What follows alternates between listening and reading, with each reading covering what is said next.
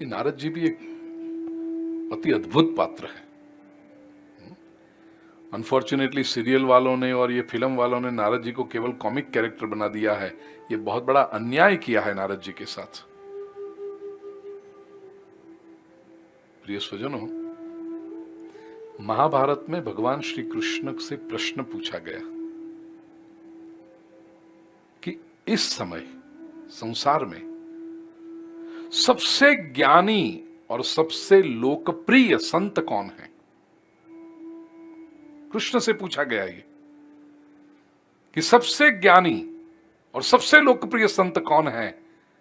एक सेकंड का विचार किए बिना भगवान श्री कृष्ण ने कहा है देवर्षि नारद। प्रिय स्वजनों, ज्ञानी होना और लोकप्रिय भी होना, यह कॉम्बिनेशन बहुत रेयर होता है। क्योंकि ज्ञानी व्यक्ति जो बड़ी बड़ी बातें करेंगे तो लोगों में प्रिय नहीं हो सकते। आदर कर सकते हैं लोग, रिस्पेक्ट कर सकते हैं, सेफ डिस्टेंस रखेंगे। क्यों नहीं, ये जो बोलते हैं ना, अच्छा बोलते हैं लेकिन पता नहीं चलता है। मैंने कई बार कथाओं में कहा है, बनी हुई घटना, मेरे एक मित्र सुबह सुबह 8 साढ़े 8 बजे कहीं से आ रहे थे, एकदम सीरियस होकर के, गंभीर चेहरा। मैंने कहा जय श्री कृष्ण फोगटलाल जी, कैसे हो। कहते हैं ठीक है। मैंने कहा इतनी सीरियस, कहां से आ रहे हो। तो क्या प्रवचन सुन के आ रहा हूं। अच्छा किनके। तो नाम दिया, अब नाम में व्यासपीठ से देना नहीं चाहता, वो महापुरुष के प्रवचन सुन के मैं आ रहा हूं।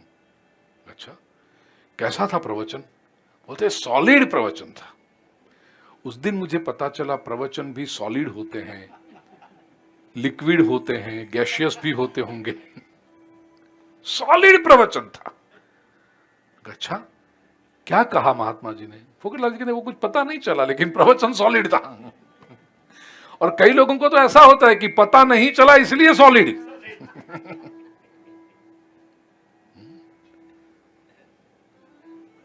हमारे गुजरात में भानुभाई बैठे हैं इसलिए मुझे, और बहना तृप्ति बहन बैठी है इसलिए, लोक साहित्य डायरो जયારે હોય ને એમાં ઘણા છંદ ને એવા ચારણો ને બધા જે આપણે બોલે ગઢવીઓ, पता ही नहीं चलेगा आपको क्या बोल रहे हो।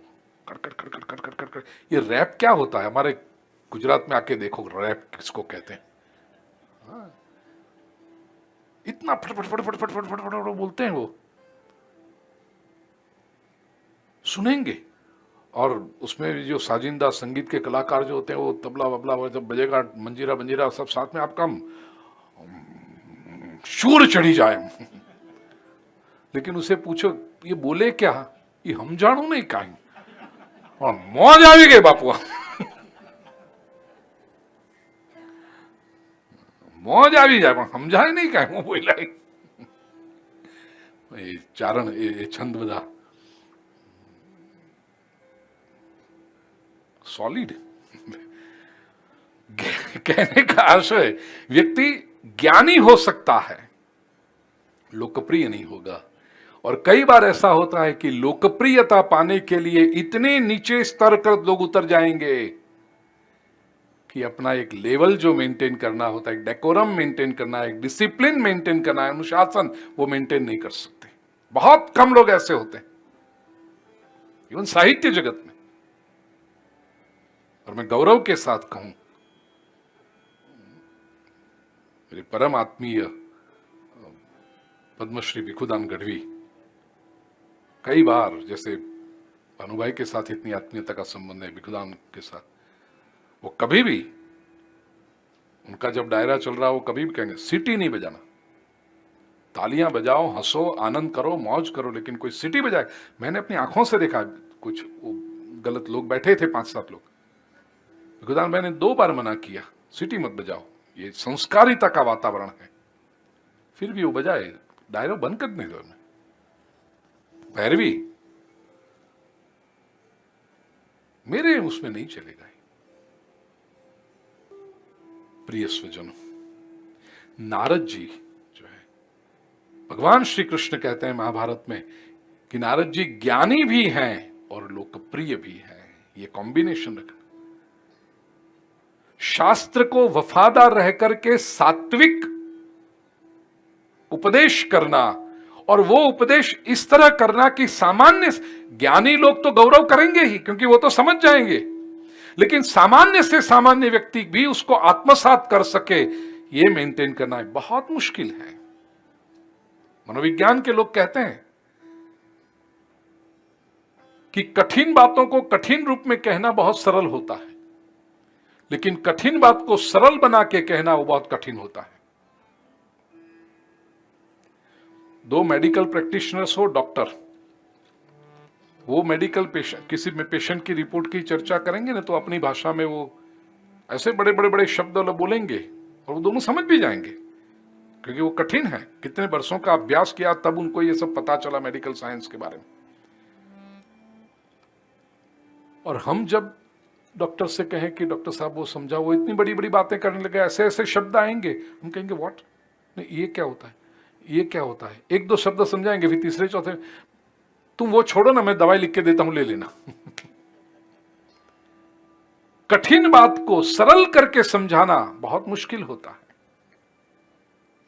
वो जो कर सके, नारद जी के पास ये कौशल्य है, इसलिए नारद जी ज्ञानी भी हैं और लोकप्रिय भी हैं। उतना ही नहीं, मैं जब मैनेजमेंट के सेमिनार लेता हूं तो उसमें नारद जी का बड़ा गौरव करता हूं। Narad ji is a personality of cosmic management, and he is specialist in damage control and disaster management. आज की परिभाषा में नारद जी का परिचय है।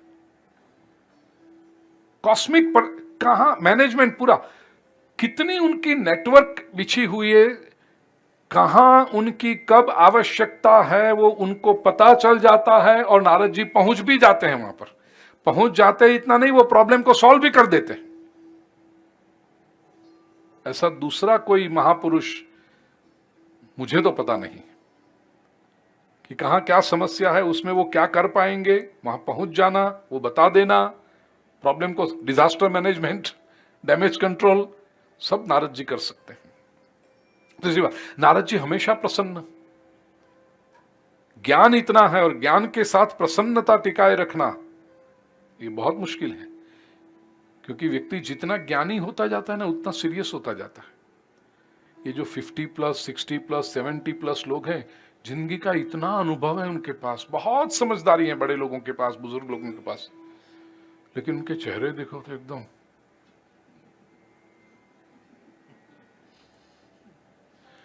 70+ जो लोग हैं, कितना अनुभव है, कितना ज्ञान होगा उनके पास, लेकिन वो ज्ञान से इतने वो सीरियस हो गए हैं। नारद जी के पास ज्ञान भी है और प्रसन्नता है चेहरे पर। ऐसे ये नारद जी, भगवान श्री कृष्ण ने श्रीमद् भगवत गीता में और श्रीमद् भागवत के में, दोनों में नारद जी को अपनी विभूति बताया है। भगवत गीता के 10वें अध्याय का 26वां श्लोक, 10वां अध्याय विभूति योग, उसका 26वां श्लोक, भगवान श्री कृष्ण कहते हैं, देवर्षीणांच नारदः, देवर्षियों में मैं नारद हूं। और श्रीमद् भागवत के 11वां स्कंद के 16वें अध्याय का 14वां श्लोक, वहां भी भगवान ने कहा, देवर्षीणाम नारदो हम, देवर्षियों में मैं नारद हूं। मेरा प्रिय पात्र है। अभी अभी मैंने नारद भक्ति सूत्र के ऊपर अपने यूट्यूब चैनल में प्रवचन आए थे, वहां तो बहुत डिटेल में मैंने नारद जी का परिचय दिया है। नारद जी के जीवन का एक ही मंत्र है, और मैं समझता हूं कि हम सभी को नारद जी के जीवन से ये मंत्र सीख लेना चाहिए। सीखना है। ये मंत्र कौन सा है? नारद जी के जीवन का मंत्र है नो प्रॉब्लम। आप सोचते होंगे कोई बड़ा संस्कृत का मंत्र आएगा नारद जी के जीवन से। नारद जी के जीवन का मंत्र है no problem, will find the solution. ये नारद जी का मंत्र है। तो कहीं भी कैसी भी स्थिति हो जाए, आप नारद जी बन सकते हो। जहां आपको लगे ना कि 4-5 लोग ऐसे सीरियस होकर बैठे हैं, कुछ प्रॉब्लम में है, कोई ऐसे हाथ करके बैठा है, कोई डिप्रेशन में है, कुछ ऐसा है, आप नारद बन के पहुंच जाओ वहां पर, और वहां जाके बोलिए नारायण नारायण, और फिर उनसे कहिए क्या इतने टेंशन में हो, नो प्रॉब्लम। तो आपके अंदर नारद जी का अंश आ जाएगा। कहो नो प्रॉब्लम, और उनसे कहो वील फाइंड द सॉल्यूशन। होगा, कोई समस्या होगी, बिना समस्या के तो आप नहीं बैठे। जो भी होगा वील फाइंड द सॉल्यूशन। तो आप नारद बन गए। आप नारद बन गए, इतना ही नहीं, आप कृष्ण के प्रिय बन गए। तब कृष्ण कहेंगे वाह देवर्षीणांच नारदम, नो प्रॉब्लम। मैं कुछ बातें जो हमारे ये प्रभावी कैरेक्टर्स में सीखता हूं, और मैं अपनी तरह से सीखता हूं, ये तो कोई नो प्रॉब्लम किसी ग्रंथ में नहीं आता है, लेकिन ये मेरा इंटरप्रिटेशन है नारद जी के पास से जो मैं सीखा और मैंने जीवन में आत्मसात करने का, उतारने का प्रयास किया। इसलिए आते हैं चैलेंजेस, होगी, there will be adversities, problems आते होंगे, अपने पराये हो जाते होंगे, जिस पर भरोसा किया वो ही दगा देता होगा, होता है जीवन में, दुख भी होता है उस समय, लेकिन तुरंत no problem, will find the solution. ये जब व्यक्ति रखे